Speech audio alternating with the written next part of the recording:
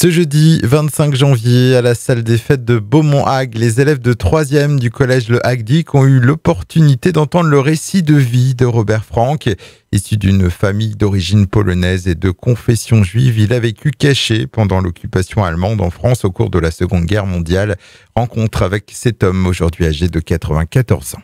J'ai eu la chance d'arriver dans ce collège grâce à Madame Varin qui m'a contacté et je me suis retrouvé donc devant une centaine d'élèves et qui ont écouté mon témoignage d'une manière extrêmement attentive, ce qui m'a beaucoup touché. Effectivement, ma famille était polonaise, mon père du nord-ouest de la Pologne, ma mère du sud-est, et ils ne parlaient pas du tout le français. Mon père parlait une langue qui est une langue yiddish, qui est propre à la communauté juive, et ma mère parlait un allemand très, très parfait. Et donc, j'ai été élevé jusqu'à 4 ans, jusqu'à ce que je sois scolarisé. J'ai été élevé dans cette langue. Je n'ai commencé à apprendre le français qu'à partir de 4 ans. Et ensuite, nous avons subi la guerre. La ville dans laquelle nous vivions, c'était Metz. Mes parents ont été obligés, comme toute la communauté juive et la population de Metz, de quitter Metz. C'était trop près de la frontière allemande. La ville a été évacuée sur la côte atlantique. Nous y avons vécu jusqu'à l'arrivée des Allemands en mai 40. De là, il a eu la première obligation de porter l'étoile et ensuite les premières rafles où nous avons été obligés d'être relégués dans des villages du centre de la France et nous avons été relégués dans un village de Dordogne en zone occupée où nous avons vécu 2 années difficiles mais où on a pu vivre quand même relativement préservé en portant l'étoile jusqu'à ce qu'on soit de nouveau arrêté, emmené à Angoulême et où les enfants juifs de nationalité française, c'est-à-dire non pas ceux qui sont nés en France, mais ceux qui ont obtenu la nationalité française demandée par les parents, ont été séparés de leurs parents. Mes frères et sœurs plus jeunes que moi, le premier au moment de la guerre avait 1 an, l'autre 3 ans, ma sœur 5 ans. Mon père ne les a pas déclarés français à la naissance, ce qui fait qu'ils avaient la nationalité de mes parents, ils étaient polonais.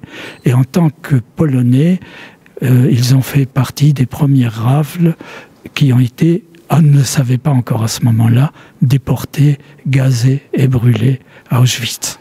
Comme mon père m'avait déclaré français à la naissance, il avait, lorsque les Allemands ont demandé aux parents de sortir avec leurs enfants dans la salle où nous étions enfermés, j'ai été séparé de mon père, arraché à mon père littéralement, et ensuite pris en charge par un prêtre, puis par un rabbin qui nous a placés dans des familles juives où nous avons de nouveau, nous, enfants, séparés des parents, été arrêtés, emmenés dans un camp à Poitiers, un camp de regroupement, emmenés à Paris, placés dans des foyers juifs et sortis de ces foyers juifs par des organisations clandestines, non juives et quelquefois multiconfessionnelles, où nous avons changé de nom, où nous sommes devenus des clandestins jusqu'à la libération. C'est le sauvetage.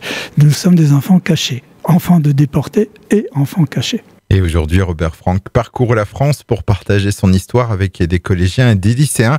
Il évoque les différentes réactions de son auditoire en fonction des tranches d'âge. Alors c'est très variable. Je fais ça depuis que je suis à la retraite. Auparavant, j'avais consacré ma vie à m'établir dans la vie.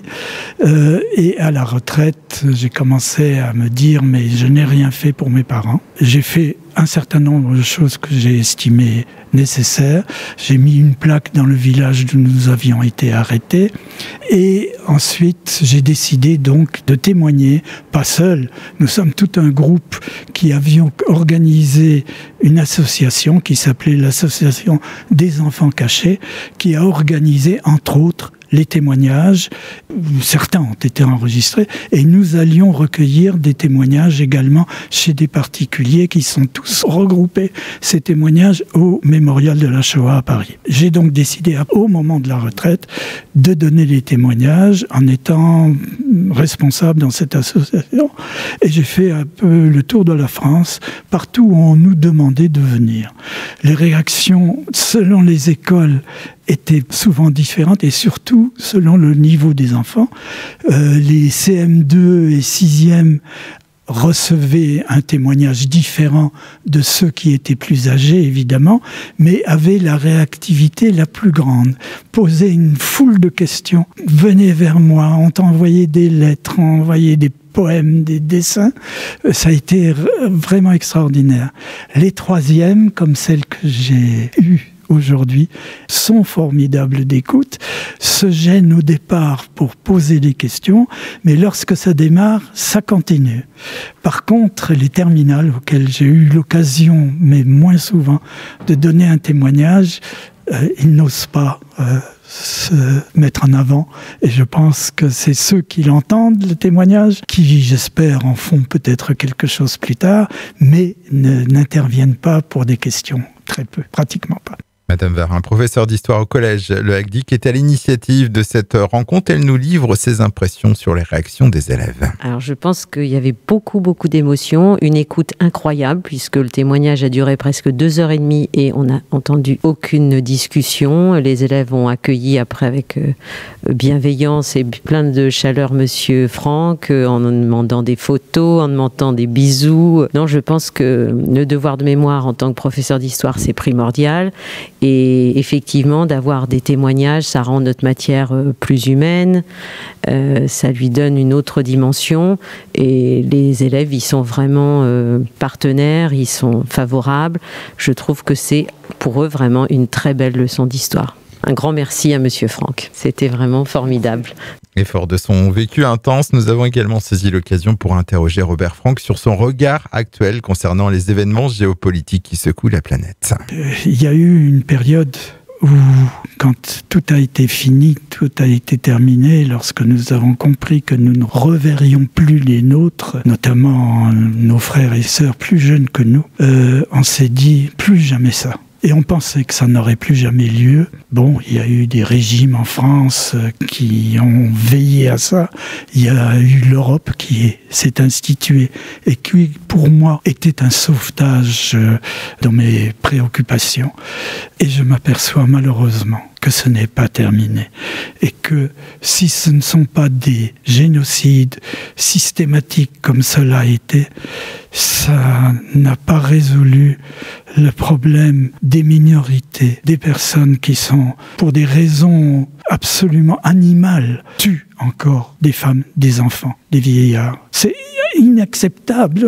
Pour nous, c'est quelque chose d'incroyable que ça puisse recommencer encore. Et le but du témoignage, c'est de faire comprendre aux jeunes aujourd'hui qui auront à prendre leur destin en main plus tard, que c'est un vote, quelquefois, qui peut sauver une vie, les vies, leur vie, parce qu'ils auront choisi un système qui ne sera pas oppressif.